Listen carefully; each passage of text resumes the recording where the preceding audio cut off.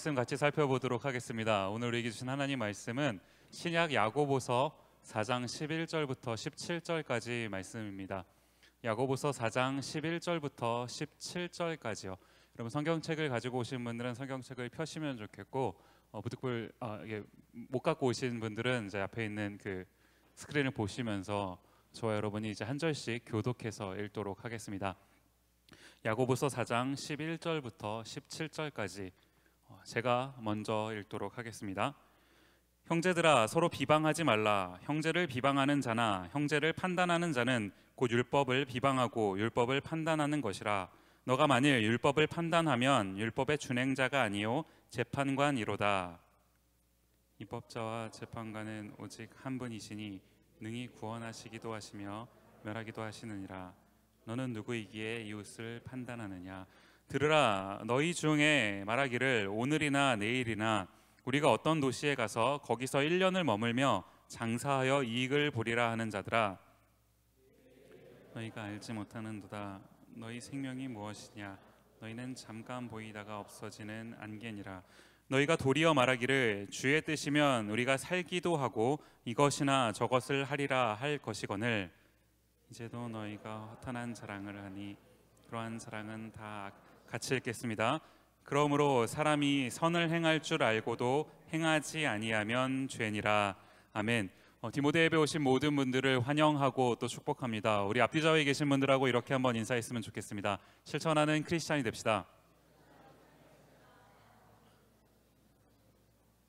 네, 저는 오늘 그 설교를 두 가지 주제로 이제 좀 살펴보려고 했는데요.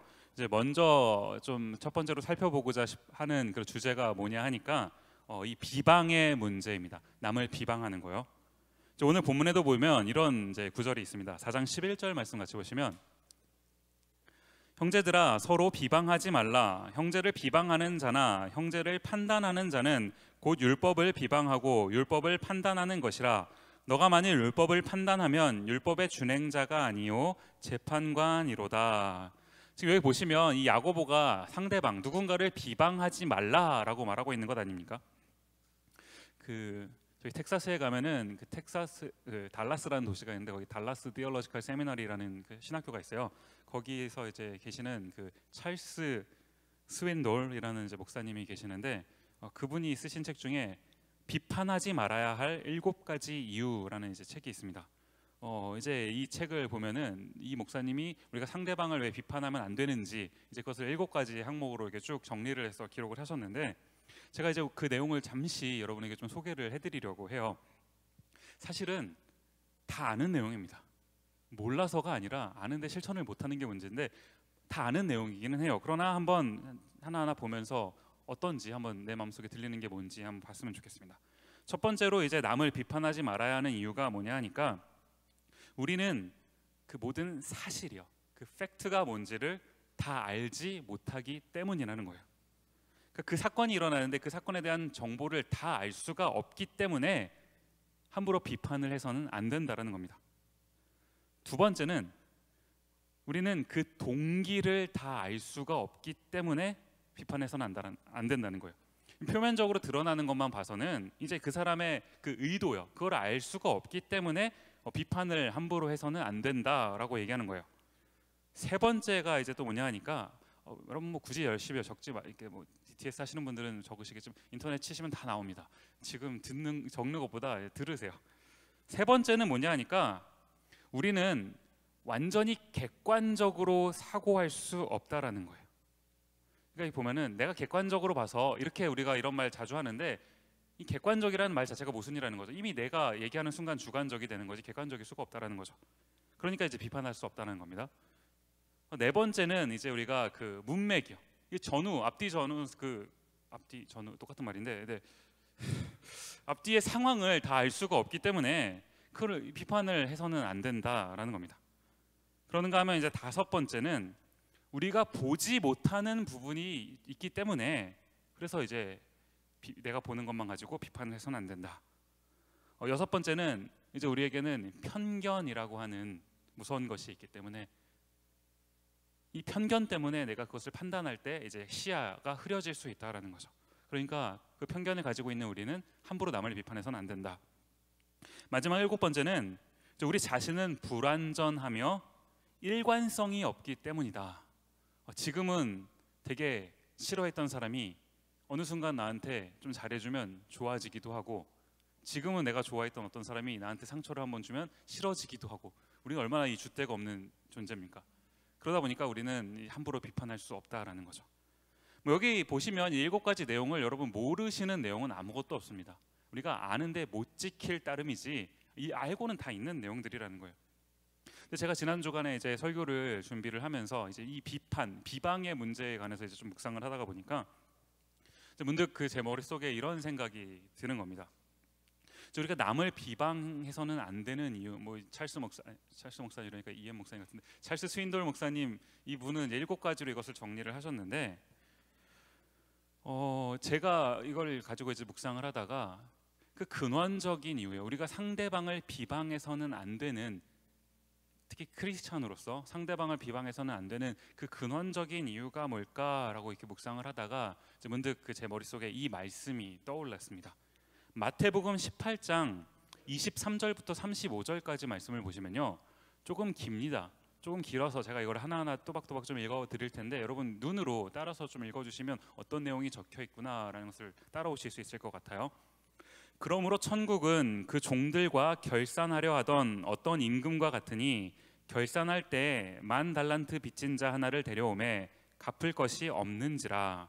주인이 명하여 그 몸과 아내와 자식들과 모든 소유를 다 팔아 갚게 하라 하니, 그 종이 엎드려 절하며 이르되 내게 참으소서 다 갚으리이다 하거늘, 그 종의 주인이 불쌍히 여겨 놓아 보내며 그 빚을 탕감하여 주었더니, 그 종이 나가서 자기에게 100데나리온 빚진 동료 한 사람을 만나 붙들어 목을 잡고 이르되 빚을 갚으라 하매, 그 동료가 엎드려 간구하여 이르되 나에게 참아 주소서 갚으리이다 하되 허락하지 아니하고, 이에 가서 그가 빚을 갚도록 옥에 가두거늘, 그 동료들이 그것을 보고 몹시 딱하게 여겨 주인에게 가서 그 일을 다 알리니, 이에 주인이 그를 불러다가 말하되 악한 종아, 너가 빌기에 내가 내 빚을 전부 탕감하여 주었거늘, 내가 너를 불쌍히 여김과 같이 너도 내 동료를 불쌍히 여김이 마땅하지 아니하냐 하고,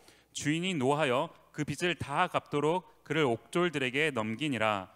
너희가 각각 마음으로부터 형제를 용서하지 아니하면 나의 하늘 아버지께서도 너희에게 이와 같이 하시리라.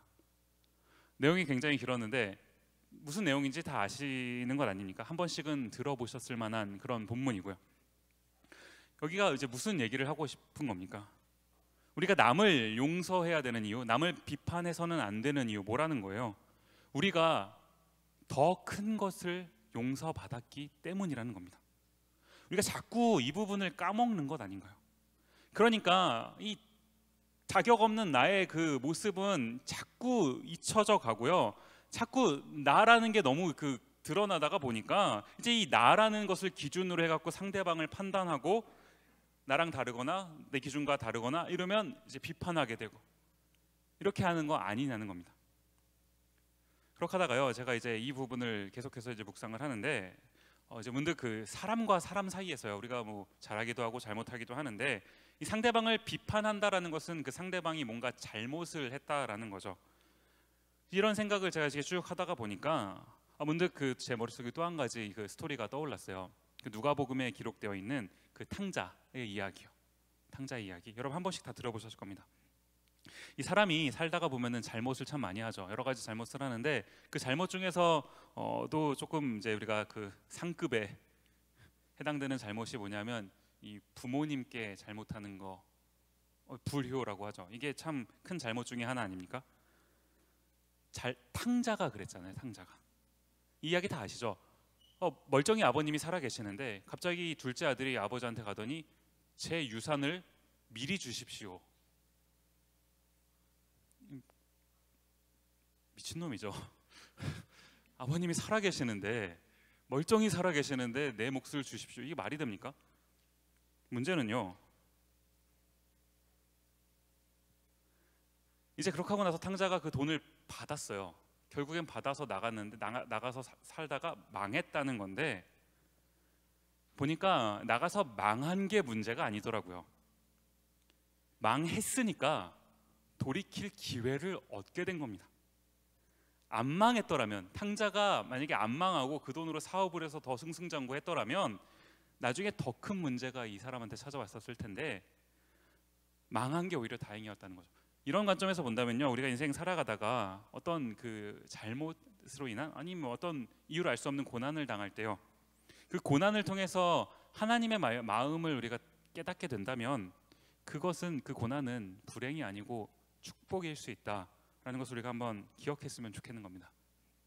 어쨌든 이제 그 탕자가 이제 잘못을 하고 나서 다 가산을 탕진하고 그리고 집으로 돌아온 것 아닙니까?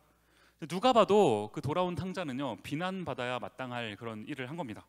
그런데 그 사람을 정말 마음껏 비난할 수 있는 사람이 있다면 그 아버지겠죠. 내 자식이고 내 돈이 피해를 봤으니까요. 그런데 그 아버지가 이 탕자에게 어떻게 했냐라는 겁니다. 누가복음 15장 21절로 가서 보시면요, 아들이 이르되 아버지, 내가 하늘과 아버지께 죄를 지었사오니 지금부터는 아버지의 아들이라 일컬음을 감당하지 못하겠나이다 하나. 지금 이 돌아온 아들이 아버지께 이제 고백하면서, 죄를 고백하면서 하는 말이 뭡니까? 이제 죄를, 하늘과 아버지께 죄를 지었사오니 이제는 아들이라고 내가 역임을 받는 것이 어렵겠습니다, 이렇게 얘기하는 것 아닙니까? 그런데 제가 이 21절 말씀에서 주목해서 보게 되는 그 한 단어가 뭐냐 하니까요, 맨 마지막에 기록되어 있는 하나, 이 말이에요.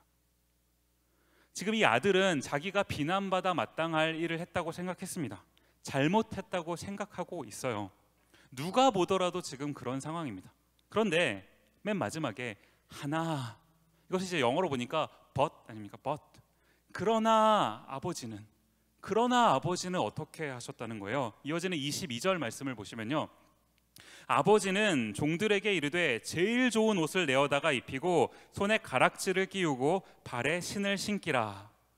지금 여기 22절 말씀에 보시면 이 아들을 향한, 잘못을 하고 돌아온 이 아들을 향한 태도에, 아버지의 태도에 비난이 없습니다. 비방이 없어요. 왜 네가 이런 잘못을 했니? 어쩌고 저쩌고 하는 말이 한마디도 없습니다. 제가 이 부분을 이렇게 묵상을 하는데, 와, 이게 진짜 가능할까? 이 육신의 아버지가 이게 가능할까? 라는 생각을 떠올리자마자 사실은 이 부분을 이제 기록을 하고 있는데 제가 엄청 찔렸거든요. 왜 그러냐 하니까 어저께예요. 먼 옛날도 아니고 바로 어저께 저희가 그 김희안이한테 엄청 화를 낸 겁니다. 너무 화가 나서 너 나가라고 막 그랬어요. 너 나가! 사실 보면 그 정도로 심한 잘못을 한 것 같지는 않은데, 제 재산에 손해를 입힌 것도 아니고 왜 그렇게 화를 냈는지 모르겠어요. 육신의 아버지는 이 정도는 못하지 않을까 싶기도 합니다. 육신의 아버지가 아닐 수 있겠다는 생각이 드는 거예요. 누굽니까 이 아버지?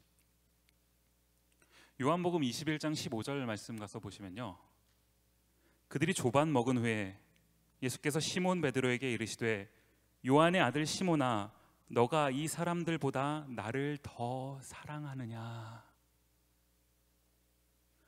저희가 지난 개강 수련회 때 이 본문을 가지고 이제 큐티를 한 거 아닙니까? 이게 지금 어떤 상황인지 다 아시죠? 베드로가 예수님을 부인했습니다. 3번이나요? 잘못한 것 아닙니까? 예수님의 제자인데요. 비난받아 마땅할 그 일을 한 거 아닌가요? 근데 그 베드로에게 주님이 찾아가셔서요, 너 왜 그랬냐 한마디 말씀 안 하시고, 너 잘못했다 이런 말씀 없으시고, 왜 그러셨습니까? 너가 나를 사랑하느냐? 이게 무슨 말이에요? 내가 너를 사랑한다, 이 말 아닙니까? 이 사랑이요, 하나님이 우리를 이만큼 사랑해 주신다는 거 아닙니까? 하나님이 이만큼 우리를 사랑해 주시니까 이 자격 없는 우리가요, 하나님께 이 정도의 사랑을 받고 있는데, 이미 받았는데 왜 우리는 그만큼, 아니 그보다 더 부족한 그만큼도 남을 사랑하지 못하는 겁니까? 왜 그렇게 남을 비판하고 비난하고 남 얘기를 왜 그렇게 잘 하는 건가요? 저부터면서 그런 것 같아요. 왜 우리는 이렇습니까? 우리가 한번 생각해 봤으면 좋겠는 겁니다. 그런가 하면 또 한 가지 오늘 이 밤에 한번 살펴보고 싶은 주제가 뭐냐 하니까요, 우리의 인생 계획을 세우는 일이요, 이것을 이제 어떻게 해야 하는가, 이 부분을 한번 살펴보고 싶은 거예요. 그 조금 전에 소개해드렸던 그 누가복음에 나오는 탕자의 비유에서 이제 이 탕자가요, 이제 아버지께 재산을 받아냈습니다. 원하는 대로 받아냈어요. 그렇게 하고는 이제 자 이제 망하러 가자, 이렇게 하고 나가진 않았을 겁니다. 나름의 계획이 있지 않았겠습니까? 그런데 그 계획이라는 게 그 자기 마음대로 되냐 하는 문제라는 거예요. 이따가 우리가 이제 성경 공부 시간에 여러분 가시면 한번 이 부분을 가지고 이야기를 나누실 텐데, 2017년 오늘이 며칠이죠? 8일이요. 12월 8일 이제 2017년 마무리할 때가 되니까 한번 이런 생각을 해보자라는 거예요. 2017년을 여러분 처음 시작했을 때 그때를 한번 떠올려 보자는 겁니다. 이런저런 계획이 있지 않으셨나요? 2017년에는 내가 이걸 해야지 저걸 해야지, 이런 계획이 우리 안에 있지 않았습니까? 그 계획이요, 지금 12월 8일 일자로 돌이켜 보니까 내 마음대로 되던가요? 물론 되는 부분도 있습니다. 다 안 되진 않아요. 우리 인생이 그 정도로 절망적이진 않습니다. 그러나 다 되진 않잖아요. 다 되진 않잖아요. 내가 계획한 대로 그렇게 쉽게 내 인생이 흘러가지 않더라는 거예요. 그게 인생 아닙니까, 여러분? 오늘 그 야고보서 본문에도 보니까 이 야고보가 이제 이런 이야기를 하는 겁니다. 야고보서 4장 13절 14절 말씀을 보시면요, 들으라, 너희 중에 말하기를 오늘이나 내일이나 우리가 어떤 도시에 가서 거기서 1년을 머물며 장사하여 이익을 보리라 하는 자들아, 내일 일을 너희가 알지 못하는도다. 너희 생명이 무엇이냐? 너희는 잠깐 보이다가 없어지는 안개니라. 이게 지금 무슨 말입니까? 이 전반부예요. 13절에서 오늘이나 내일이나 이제 어디로 가서 뭐 어떤 계획을 가지고 이제 장사를 이렇게 해갖고 내가 이만큼의 이윤을 남겨야지 하는 거예요. 이거 이제 미래에 대한 계획 아닙니까? 계획이죠. 지금 이거 야고보가 뭘 말하고 있는 거예요? 우리가 지금 미래를 계획한다는 거, 앞으로의 플랜을 짠다는 거, 이것 자체가 나쁘다고 얘기하는 겁니까? 그건 아니라는 거예요. 그런데 우리가 이것을 할 때, 미래에 대한 계획을 할 때 잘못하면 안 된다라는 거죠. 뭘 말하는 겁니까? 그렇다면 미래를 계획함에 있어서 잘못한다라는 게 뭐냐는 거예요. 내일이 내 거라고 생각하는 겁니다. 내일은 주일입니다. 이렇게 말하면 내일은 토요일인데요, 꼭 이렇게 말씀하시는 분들 계실 텐데, 토요일도 주일이고 주일도 주일이고 매일이 주일 아닙니까? 여름방학 동안 십계명 공부하면서 같이 나눴었는데, 이게 무슨 말이에요? 모든 날은 주님의 날이라는 겁니다. 그 주께서 허락해 주시면 내일이 나에게 주어지는 선물이 되는 거고요, 주님께서 허락하시지 않으면 우리에게 내일은 없다라는 거예요. 야고보는 지금 이런 관점에서 이제 이 야고보서를 기록하면서 우리 인생을 안개와 같다라고 지금 얘기하고 있는 것 아닙니까? 잠깐 생겼다가 언제 없어질지 모르는 그 안개요. 그래서 오늘 이제 설교 제목을 안개 같은 인생 이렇게 이제 지어본 겁니다. 안개 같은 인생. 이게 참 우리 인생을 뜻하는 말이라는 거죠. 시편에도 보면 이제 시편 기자가 비슷한 관점으로 이것을 이제 기록한 게 있어요. 시편 103편 15절과 16절 말씀 보시면요, 인생은 그 날이 풀과 같으며 그 영화가 들의 꽃과 같도다. 그것은 바람이 지나가면 없어지나니 그 있던 자리도 다시 알지 못하거니와. 시편이니까 우리가 이제 시적 감각을 가지고 읽어야 이게 옵니다. 아무런 감동이 없으신 분들은 내가 지나치게 이과구나 이렇게 생각하시면 돼요. 감동이 있어야 되죠. 시편이니까요. 시편. 성경을 그래도 문학적으로도 읽을 수 있어야 됩니다. 이게 우리 인생이라는 거예요. 그 있던 자리도 다시 알지 못하게 사라지는 게 인생이다. 제가 아무리 생각해봐도요, 하나님께서 저한테 오늘 이 본문을 가지고 설교하라고 그런 경험을 하게 해주신 것 같아요. 지난주 토요일이에요. 제가 이제 그 토요일마다 그 DTS 모임을 이제 학교에서 하는데, 이제 모임을 다 마치고요, 이제 저녁 시간에 이제 제가 한 모임 약속이 있었습니다. 그래서 이제 차를 몰고 그 모임 장소로 가고 있었어요. 저기 그 노리스워크라고 하는 그쪽 동네인데, 차를 운전해서 이제 쭉 가는데 이제 목적지가 거의 다 온 거예요. 한 100m, 200m 남은 상황이었습니다. 근데 이제 제가 가는 데가 이제 왕복 2차선, 그러니까 편도 1차선이죠. 이제 50마일 도로였어요. 쭉 가다가 이제 이 골목에 이제 집이 있으니까 그걸로 이제 들어가려고 우회전을 딱 하는 그 상황이었습니다. 제가 이제 깜빡이를 켜고 우회전을 딱 하고 있는데 뒤에서 오던 차가 그냥 제 차를 그냥 이렇게 들이받아 버린 거예요. 제가 분명히 깜빡이도 켰고 속도도 줄였거든요. 뭐 이렇게 50마일로 제가 우회전을 하진 않았겠습니까? 그 정도는 아니거든요. 줄였거든요. 할 거 다 했어요. 아마 그 상대방 운전자가 딴 거를 하셨는지, 뭐 핸드폰을 보셨는지, 뭐 딴짓을 하셨는지 저를 못 보신 것 같아요. 그냥 그대로 와서 제 차를 들이받은 겁니다. 차가 많이 망가져서요. 이제 토를 해서 집에 와서 나중에 이제 보험회사랑 쭉 얘기를 해보는데, 보험회사 측에서 하는 말이 아무래도 차를 폐차해야 될 것 같다, 이렇게 말씀하시더라고요. 제가 그 면허를 딴 지가 이제 한 13년, 14년 이 정도 됐는데 운전을 하면서 처음 교통사고를 당해봤습니다. 그 사고를 한번 당해보신 분들은, 저도 처음 경험해보니까 아마 기억하실 것 같아요. 그 부딪히는 순간이 너무 생생해요. 그 꽝 하는 그 순간이요. 그 차 뒤편에서 이제 꽝 하는 소리가 나는데 제일 먼저 든 생각이, 꽝 하는 순간 제일 먼저 든 생각이 뭐냐니까 그 차에 저밖에 없었거든요. 보통은 제가 어디 모임을 가면 뭐 이한이, 조이, 저희 아내 다 태우고 갑니다. 그런데 그날은요, 지난주 토요일이니까 여러분 다 기억하실 거예요. 지난주 주일날 저희 뭐 조이 돌이라고 해서 이제 막 떡 계속 조금씩 드렸잖아요. 그 조이 돌떡 준비한다고 나머지 식구들이 다 집에 있었던 거예요. 저만 그 약속 장소로 가고 있었던 겁니다. 그 순간에요, 꽝 하는 그 순간에 여기에 나밖에 없다라는 게 너무 감사한 거예요. 아무튼 그렇게 하고 나니까 이제 너무 막 정신이 없더라고, 허미해지고. 그리고 있다가 이제 지났어요. 시간이 한참 지나고 이제 좀 마음도 차분해지고 이렇게 하다 보니까 문득 이런 생각이 드는 거예요. 제가 토요일이었잖아요, 사고 난 게. 주일에 이제 조이 돌떡을 해야지 뭐 이런 계획도 막 세웠어요. 그리고 준비도 막 하고요. 그리고 이제 12월 연말이니까 올해 연말을 어떻게 사역을 마무리하면 되겠다라는 생각도 제가 이제 하고 있었고, 이제 여러분에게는 연말이지만 저에게는 이제 곧 있으면 다가올 개강 수련회와 개강 새벽 기도와, 아직 종강도 안 했는데 개강을 얘기하니까 너무 끔찍하시죠? 저 이제 나름대로 막 고민을 하고 준비하고 있는 것 아닙니까? 12월이니까요. 이제 이런 생각을 하고 있는 게 당연하죠.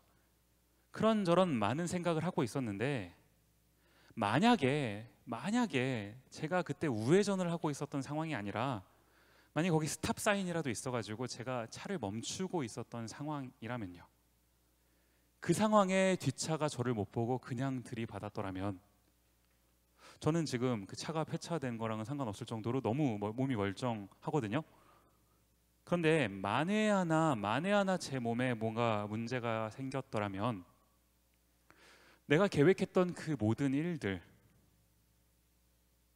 2018년에는 이렇게 해야지 라고 했던 그 계획들이 도대체 무슨 의미가 있나 싶더라는 거예요. 이 안개 같은 인생이요. 그러니까 지금 성경이 우리에게 얘기하는 게, 어차피 안개 같은 인생이니까 계획을 하지 말라, 지금 이거를 말하고 있는 겁니까?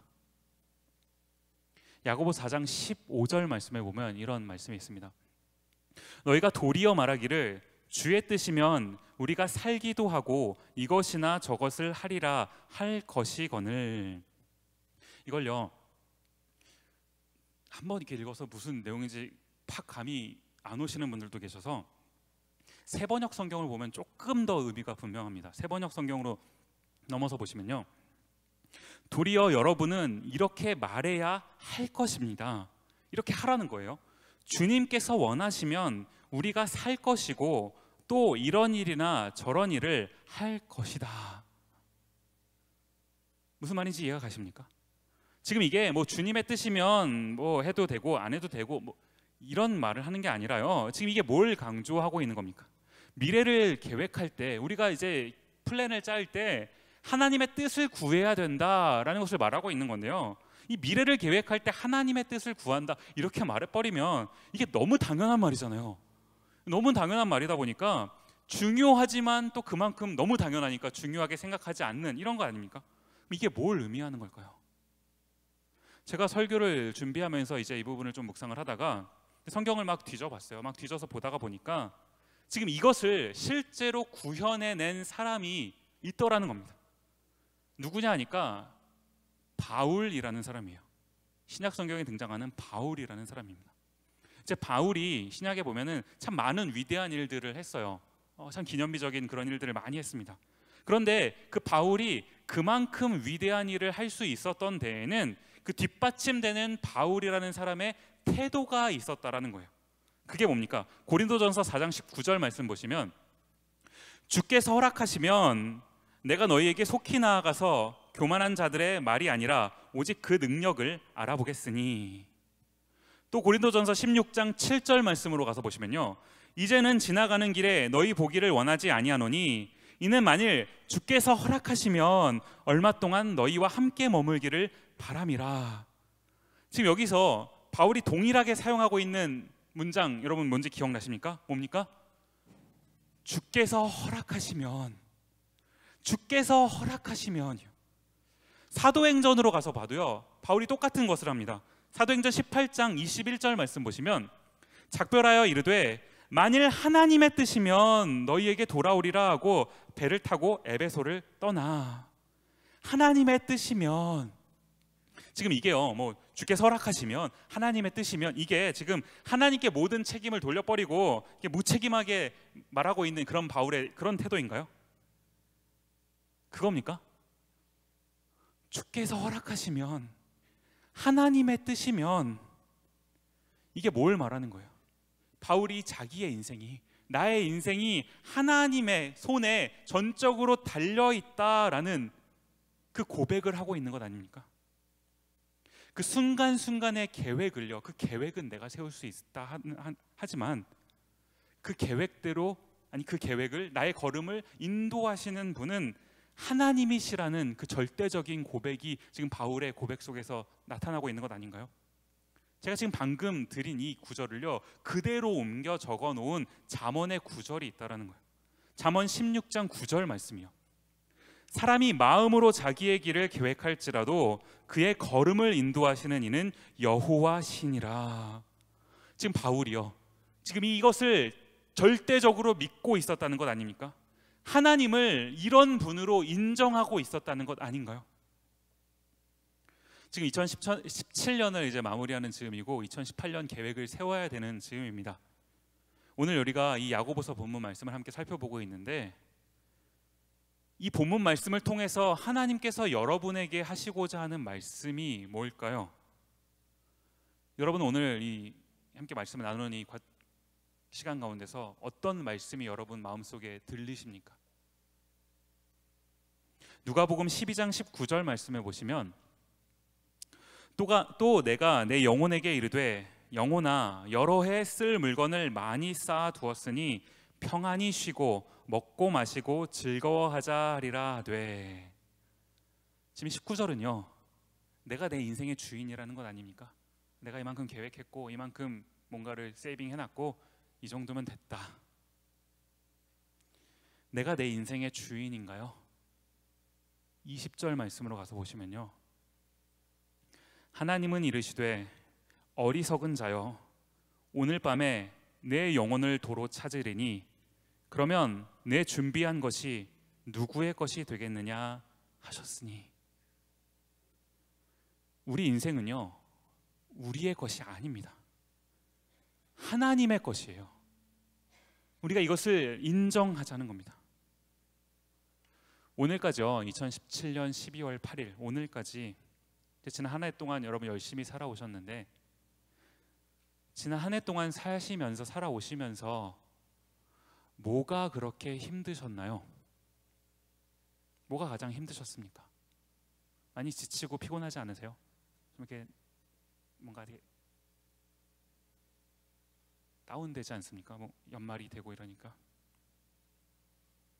내가 내 인생을 막 핸들해 보려고 하다가 보니까 잘 되시던가요? 잘 되시던가요? 제가 오늘 설교 제목을 안개 같은 인생이라고 했는데, 자꾸 이제 우리가 여기서 그 안자를 빼고 읽는 것 아닙니까?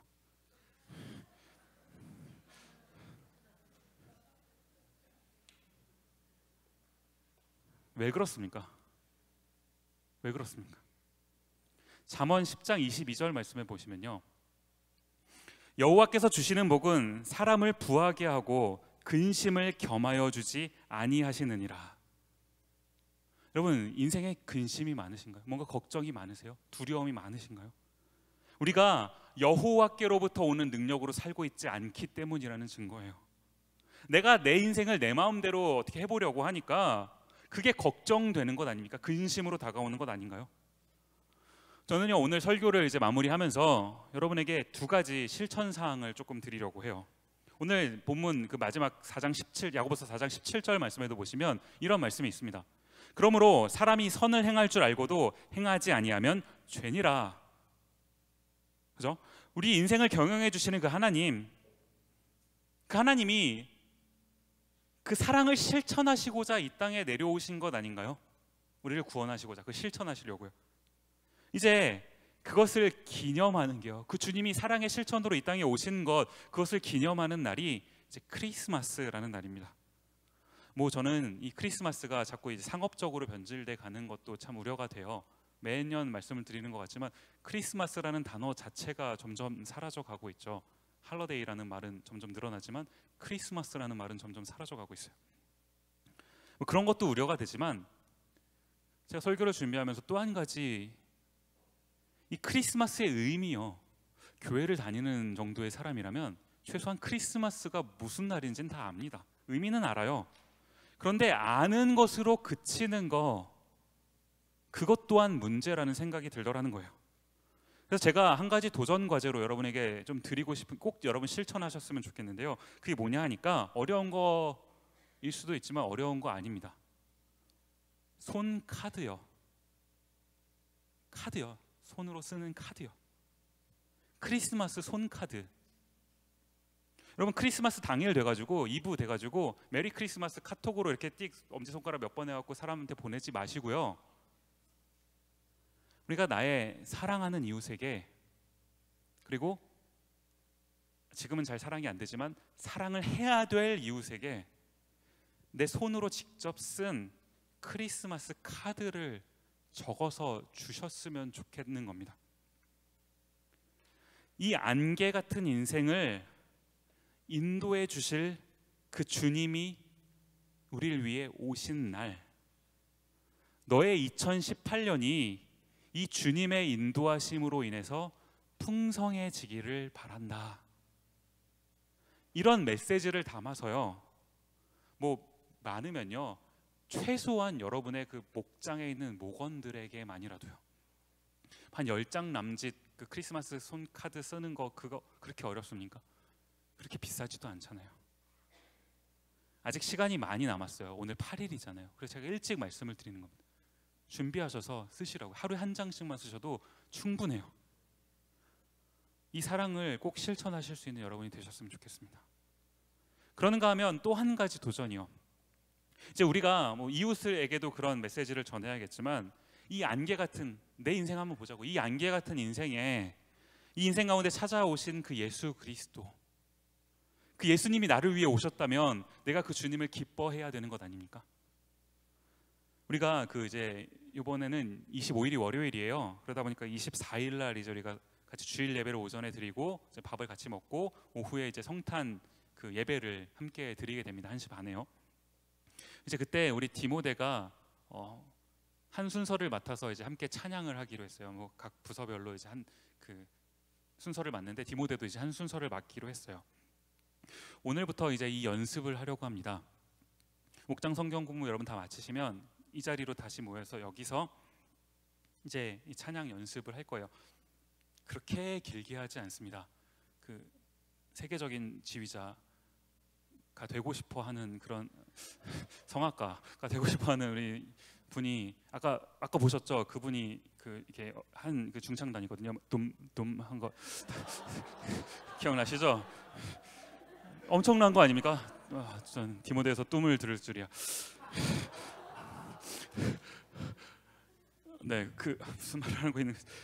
우리 이제 할 거예요. 그분의 인도하심에 따라 이제 우리가 할 거예요. 연습을 할 건데 이런 거 하자고 하면요, 목사님 저는 24일 날 여기 없는데요, 한국 가는데요, 아웃 오브 타운인데요, 이런 분들 꼭 계시는데요. 여러분 연습도 찬양입니다. 연습도 찬양이에요. 내가 연습을 통해 주님을 찬양할 수 있는 것 아닙니까? 연습을 통해 하는 그 이상한 음정의 찬양도 주님이 기뻐 받으세요. 그 일에 동참하지 않으시겠어요? 우리 할 곡이 I'll follow him이라는 시스터 액트에 나오는 곡이에요. 내가 주님을 따라가겠습니다 라는 고백을 담은 그 찬양 한번 해보고 싶지 않으십니까? 어렵지 않지는 그렇게 어렵진 않아요. 오늘 저는 이 일에 꼭 여러분이 동참해 주셨으면 좋겠어요. 같이 이 찬양으로 오늘 설교를 마무리하고 싶은데요, 반주를 좀 부탁을 드립니다. 결단 찬양으로 이 찬양을 이렇게 선곡을 하고 나서 이렇게 보니까요, 굉장히 오래된 찬양이더라고요. 여러분 이 찬양을 아시는지 모르겠어요. 아마 이제 이 찬양을 아는 분들은 신앙생활을 하신 지가 좀 오래되신 분들일 테고, 아마 모르시는 분들도 좀 계실지 모르겠습니다. 오늘 피었다 지는 들풀도 입히는 하나님, 진흙 같은 이 몸을 정금 같게 하시네 라는 찬양이에요. 우리가 이 찬양 함께 고백할 때 그럼 뭐가 그렇게 힘드세요? 파이널 기간이라고요? 이 파이널이 여러분의 인생을 좌지우지합니까? 내가 A를 받아야 되는데 B를 받았다고 내 인생이 망하나요? F를 받으면 내 인생이 큰일 납니까? 정말 그렇습니까? 나의 인생을 책임지실 그분을 잊으면, 그분을 까먹으면, 그러면 진짜 큰일 나는 겁니다.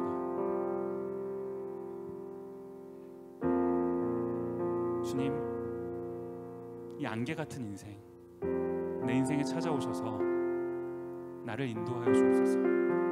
내가 주님을 바라보기를 원합니다. 함께 고백하면서 이 찬양 찬양하겠습니다.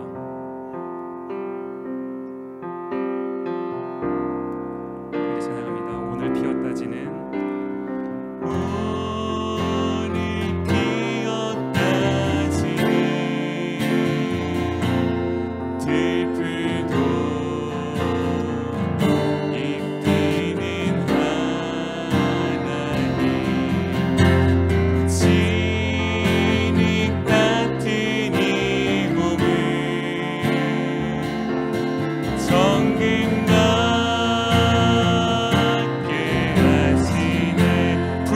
하늘을 나는 푸른 하늘을 나는 새들도 먹이는 하나님, 하물며 으리랴. 염려 필요 없네.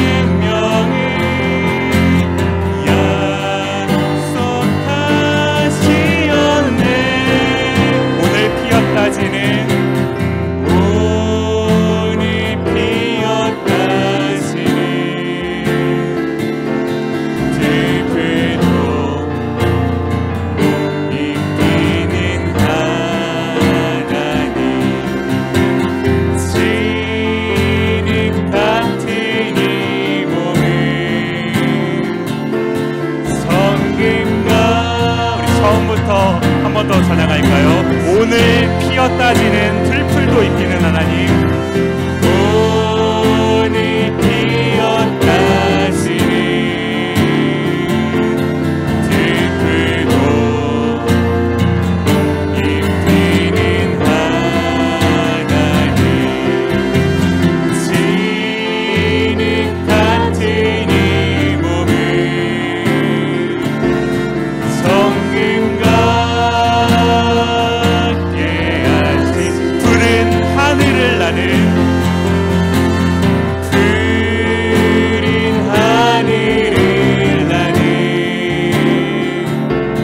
새들고